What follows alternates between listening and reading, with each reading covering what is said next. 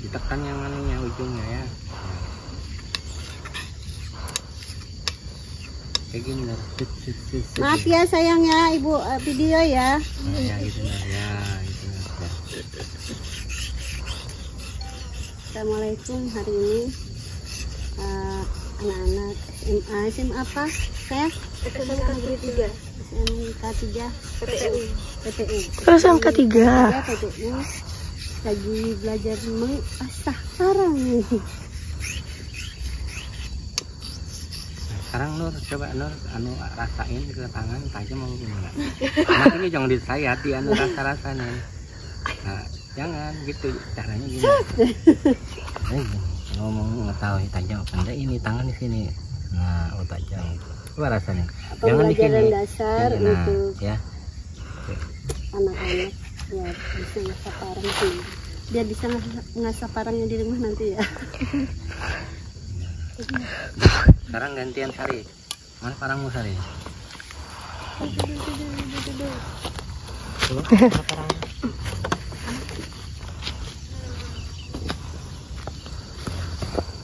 Halo. Hati-hati. Bagaimana Mas Bayu? Apakah sudah berhasil? Belum. Jauh masih ini. Masih jauh.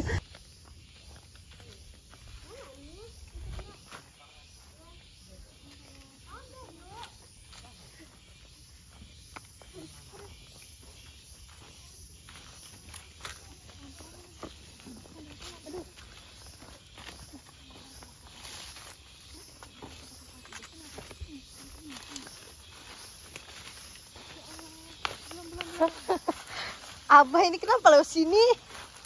Halo sambil Oh, berpetualang. hati-hati ya.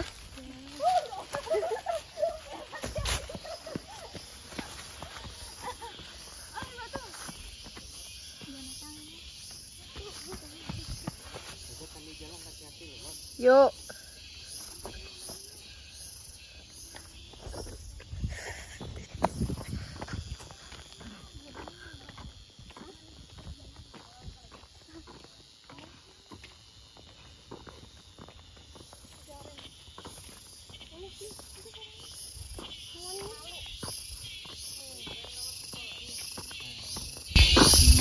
Makanannya lebah madu yang di rumah tadi, dia kan ngikat nektar ya, nektar itu ada kadar gula yang ada di dalam bunga ini tadi, sehingga dia ngisap ya. Nah itu untuk coba perhatikan, dia kan lebahnya kan. Nah, ini dia ngisap itu sebenarnya tujuannya lebah ini dia mengisap madu atau gula yang ada di nektar. Tapi dengan dia mengisap itu dia membantu proses penyerbukan dari bunga satu ke bunga lainnya. Jadi perbanyakan penyerbukan tadi bisa dibantu oleh serangga lebahnya dari ini lebahnya. Nah, sarangnya itu ada yang di rumah tadi. Jadi, ini yang katanya harus dibanyakin ya, Beb? Iya, ini biarkan aja. Ternyata nih bagus buat ini, buat kalau orang mau ternak lebah. Iya, jangan dimatikan. lebahnya banyak nih. Ini harus dipelihara ini.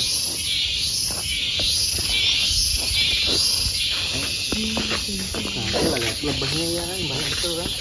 Nah, ini kalau bisa nih di putri malu ini dipupuk, dihampar, ditanami, karena ini bagian penting daripada lebah supaya dia bisa menghasilkan madu. Jadi jangan dikira putri malu itu tidak memberi manfaat ya. Dia memberi manfaat bagi lebah. Iya, banyak banget ya. Oh my god. Kalau gitu, kalau kalian kenal orang tua petani nih, jadi mudah-mudahan jadi petani yang berhasil. Amin.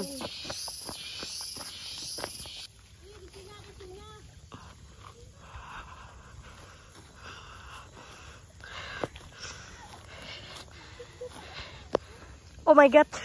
Aku nanti ma abah ma.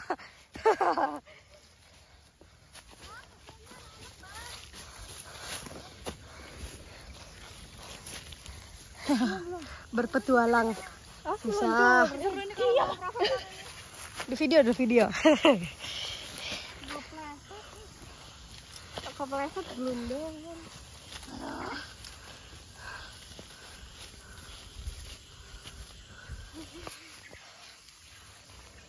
Bah, ini yang kemarin aku potong-potong ya, Bah. Ternyata berbunga ya. Waktu aku potong kan belum ya.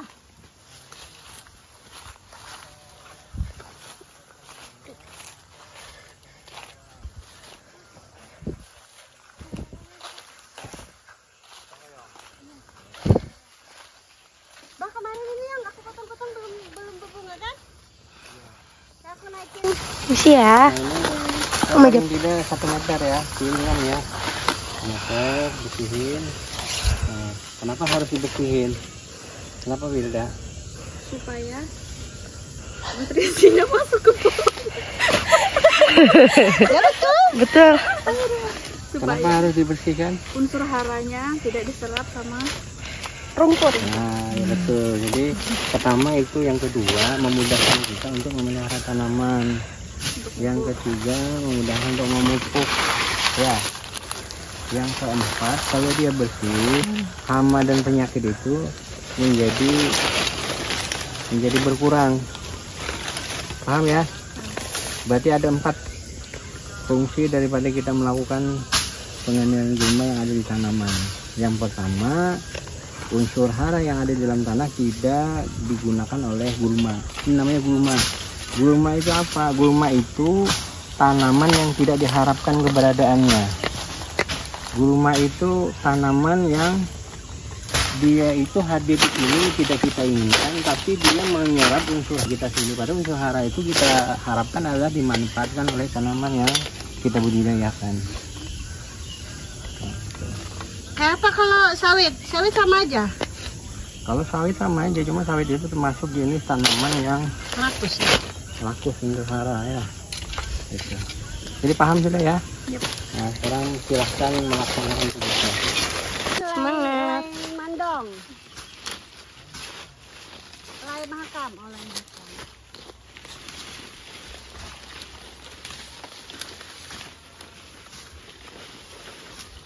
Sini oparan tuh ya, mana ya? Tapi kalau ibu potong-potong biar dia ini kan.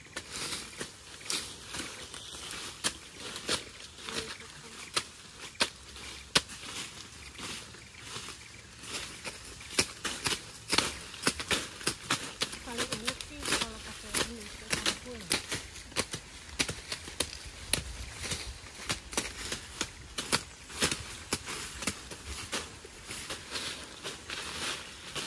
Ibu juga nggak pernah bermimpi menjadi petani, soalnya nggak pernah sekolah petani. Ibu ngapain, Bu? Saya membantu anak-anak. Mengerjakan tugas praktek. Ayo, Bu, kita turun lagi. Siapa itu tuh kok? Itu dibawa.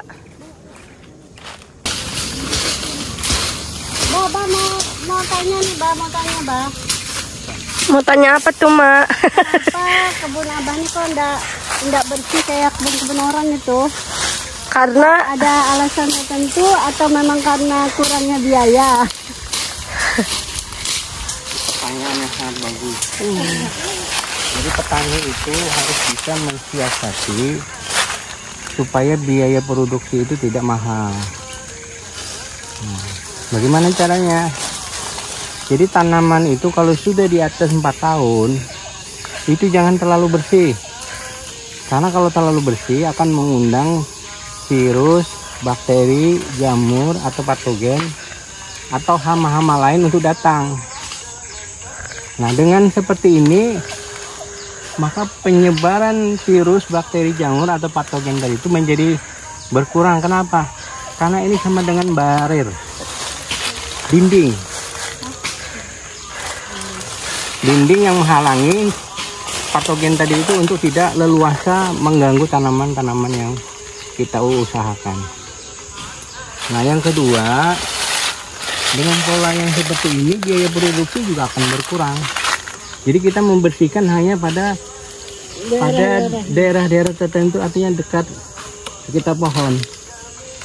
Yang ketiga, dengan sistem seperti ini, kalau kondisi iklim lagi panas, kemarau, lagi El Nino seperti saat ini, maka budidaya yang seperti ini mampu mempertahankan kondisi air yang ada di dalam tanah. Karena kalau dia terbuka, itu akan memudahkan penguapan sehingga lahan kita mudah kekeringan. Nah, dengan pola sistem seperti ini, air yang ada di dalam tanah itu tetap terjaga. Tapi kan seperti di daerah Jawa, mereka kan bersih banget tuh, Bah. Mereka cepat menghasilkan buah-buahan, sedangkan kita di sini agak lambat. Apa mungkin itu mempengaruhi kerjanya seperti hutan bantara gini, maksudnya secara biasa gitu, secara kampungan lah orang bilang gitu kan? Bertani itu pilihan ya, teknik budidaya intensif atau semi intensif atau tradisional juga pilihan. Artinya kembali kepada kita, mana biaya yang paling murah, mana yang bisa kita lakukan, maka itu yang kita kerjakan. Jangan ikut-ikutan. Kalau kita ngikut-ikutin seperti di Jawa, harus bersih, lahan harus rapi, biayanya dari mana? Nah, Bapak ini kan hanya sebagai seorang pegawai, mungkinkah punya lahan 16 hektar? Kan nggak mungkin. Tapi dengan pola yang seperti ini, kita punya 16 hektar lahan untuk tanaman buah-buahan.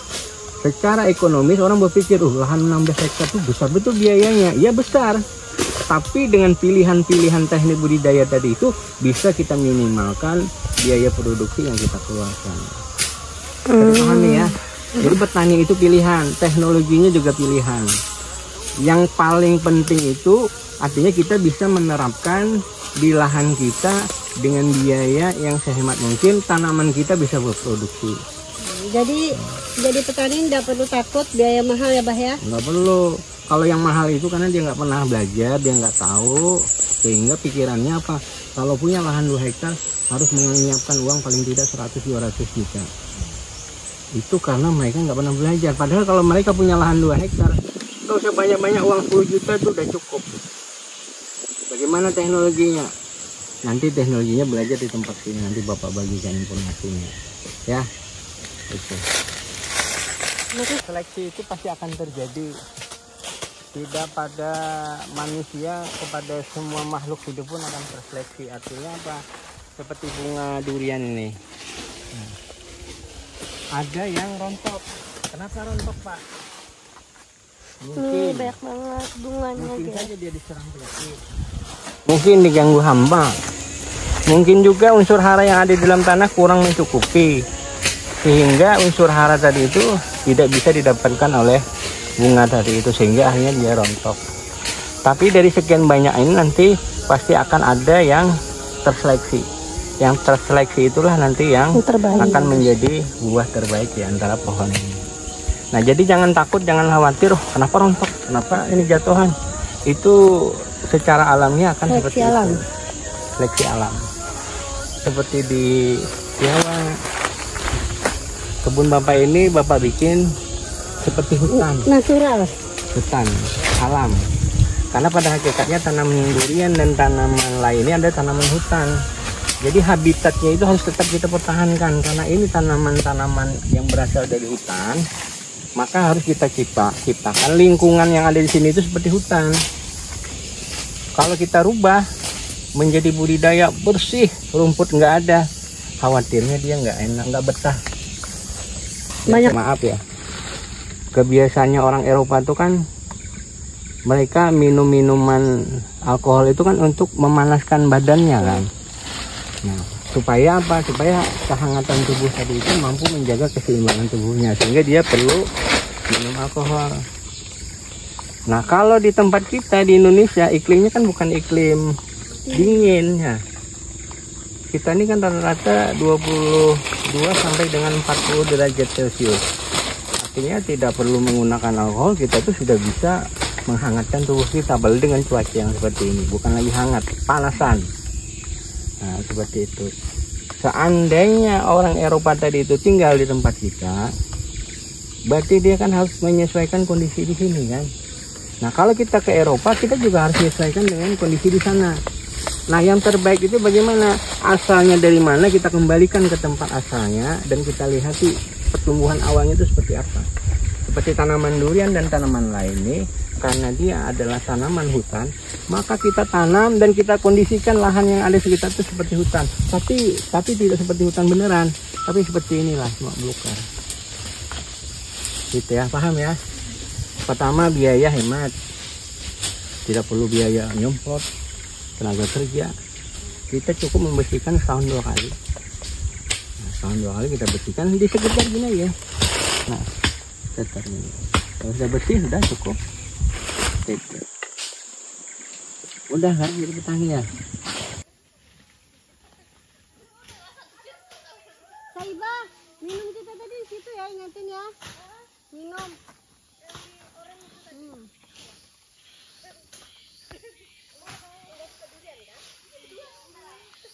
Siapa yang tidak suka durian?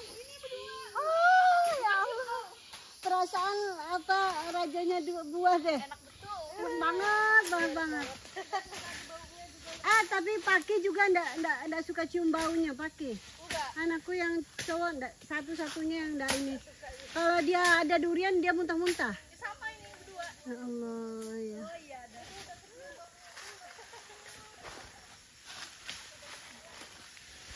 Tapi kalau Sari, lambai tangan Sari. Iya. Nur, mana Nur? Iya, yaudah. ini ya.